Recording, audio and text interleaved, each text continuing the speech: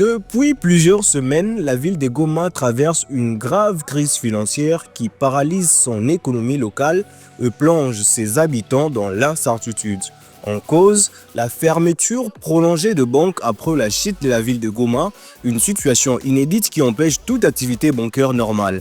Sans accès aux institutions financières, les entreprises et les particuliers se retrouvent privés de leurs comptes, incapables de retirer ou d'échanger leurs fonds.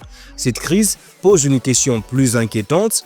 Goma risque-t-elle de perdre son ancrage au système monétaire congolais?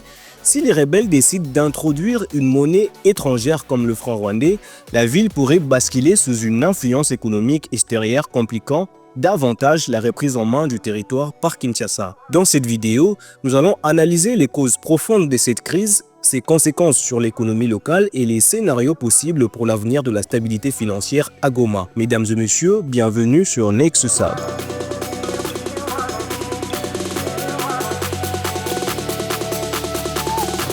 Depuis la chute des Goma, toutes les banques de la ville sont restées fermées faute d'autorisation de la Banque centrale du Congo dont elles dépendent. Cette fermeture empêche le retrait et dépôt d'argent, rendant impossible l'accès aux fonds pour les particuliers et les entreprises.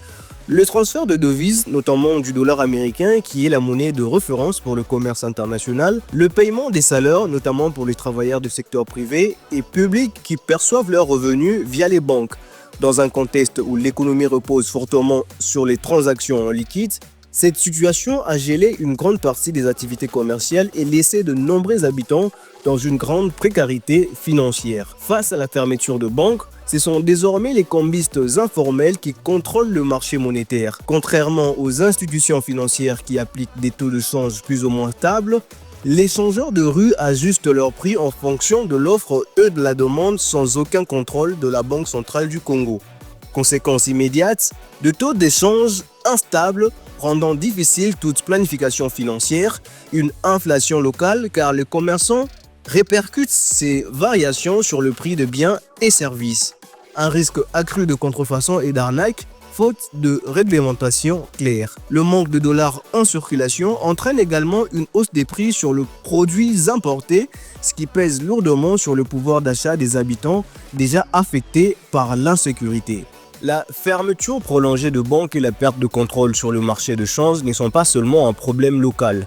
Elles représentent aussi un risque stratégique pour le gouvernement congolais. L'un des scénarios les plus préoccupants serait que le rebelle qui contrôle une grande partie de la ville impose une autre monnaie dans les transactions courantes. Le franc rwandais est déjà utilisé dans certaines zones frontalières avec le Rwanda. Si cette monnaie venait à s'implanter durablement à Goma, cela affaiblirait encore davantage l'autorité économique de Kinshasa sur la région. Voici les implications économiques possibles.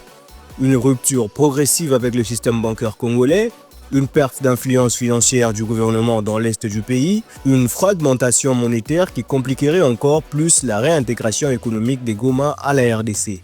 Sans intervention rapide, cette situation pourrait à terme favoriser une économie parallèle où les transactions s'efferaient en devises étrangères au détriment du franc congolais. Pour stabiliser la situation et éviter un effondrement total de l'économie locale, plusieurs actions sont envisageables. Réouverture progressive de banques. La Banque centrale du Congo doit autoriser certaines banques à rouvrir, même partiellement, pour permettre l'accès aux liquides. Intervention monétaire pour limiter la spéculation. Injecter des dollars et des francs congolais sur le marché pour réduire l'influence de cambistes. Fixer un taux d'échange de référence pour éviter des fluctuations excessives. Renforcement du contrôle monétaire. Interdire l'usage du franc rwandais dans les transactions officielles. Mettre en place des patrouilles financières pour surveiller les opérations de change informelles. Facilitation du commerce local. Encourager l'utilisation de moyens de paiement numériques pour contourner le manque de cash. Soutenir le petit commerçant pour éviter une pénurie de produits de première nécessité. En conclusion, la crise financière que traverse Goma n'est pas seulement un problème local, elle soulève des questions fondamentales sur la stabilité économique et monétaire à l'est de la RDC. Tant que le banque restera fermé et que le cambiste dominera le marché des devises, l'incertitude financière continuera de peser sur la population et les entreprises.